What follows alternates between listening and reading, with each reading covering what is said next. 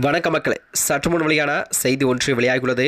ஈரோடு கிழக்கு சட்டமன்ற தொகுதி 2026 யாருக்கு வெற்றி? திமுக அதிமுக போடும் கொங்கு பிளான்.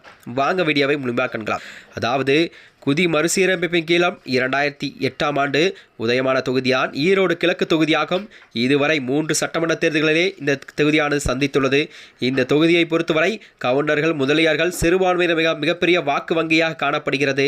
2011இல் தேமுதிகவின் வி.சி. சந்திரசேகர் அவர்கள், 2016இல் அதிமுகவின் KS தென்னரசு அவர்கள், 2021இல் காங்கிரஸில் திருமகன் ஈவேரா ஆகியோரும் வெற்றி பெற்று MLA-வாக ஆகினார். கடைசியாக நடந்த சட்டமன்ற தேர்தலில் கூட வெற்றி பெற்ற காங்கிரசின் திருமகன் ஈவேரா காலமானதை அடுத்துதான் 2023இல் இடைத்தேர்தல் ஒன்று நடைபெற்றது. இதில் EVK இளங்கோவன் அவர்கள் வெற்றி பெற்றார்.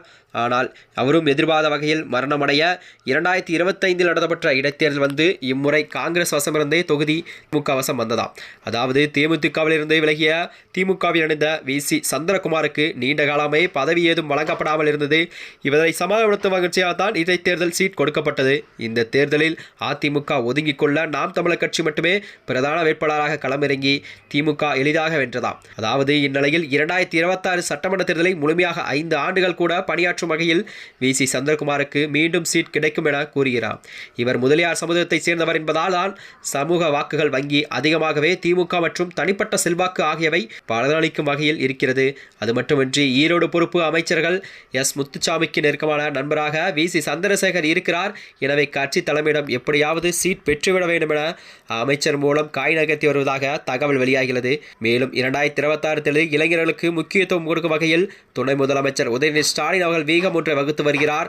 அந்த வகையில் தான் ஈரோடு கிழக்கு தொகுதியில் இளைஞர் அணி திருவாசகம் என்பவருக்கு சற்று ஆதரவு அலை பெருகி வருகிறதா. இவர் கடந்த முறை சீட் வாங்குவதற்காக வேலையில் ஈடுபட்டார். ஆனால் எதுவும் பயனளிக்கவில்லை.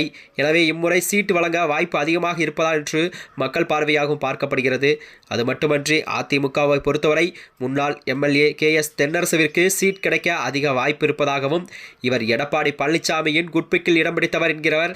மேலும் பெரியார் நகர் மனோகர் நந்தகோபால் ஆகியோரும் அதிமுக வேட்பாளருக்கான ரேஸில் இருப்பதாக தகவல் வெளியாகிறது.